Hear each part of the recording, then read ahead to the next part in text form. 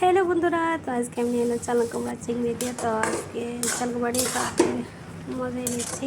জল ওটা ফেলে দেবো, নাহলে একটু জোলা জোলা হয়ে যাবে। তো আমি শুকনো শুকনো রান্না করবো। আর আজকে একটা কাহিনি আমার জীবনে প্রথম করেছি, চিংড়ি মাছগুলো আমি বাঁচছি। কারণ চিংড়ি মাছ বাঁচতে কেমন হয়েছে, আর সামনে আছে আমার মতন রান্না করে নিয়ে আমি ফার্স্ট রান্না করছি চিংড়ি মাছগুলো ছোটো ছোটো আমি তখন বাঁচিয়ে রান্না করে নিয়েছি। আমি কিছু কাজ করে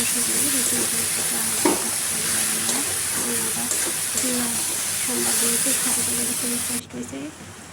তো এদিকে দিয়ে দিলাম বিলাতি ধনিয়া পাতা, একদম শুকনো করে রান্না ভালো কম তেল দিয়ে, মানে সমনা থাকলে আমার মধ্যে টিকিটা ব্যবহার করতে হবে। শুকটা চিংড়ি মাছ বেশি হয়েছে, সময় বাড়ছে, তাহলে এই চিংড়ি মাছের একটু বাঁচতে বাঁচতে লাগলো।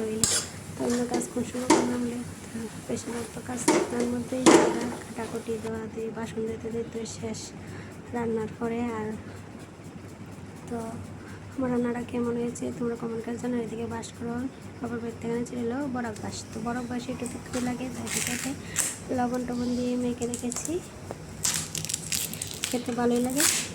যাতে তো একটা আছে কোনা, তো এক এক বাসে এক এক রকম, আমরা মানুষও তো এক এক রকম না। তো দিয়ে তো অল্পটা না, তো এটা একটু লবণ দিয়ে মেখে রেখেছি কেটে। তো ডাল দিয়ে রান্না করেছি, খেতে খুবই টেস্ট হয়েছে। সম্বাদ দিয়েছি।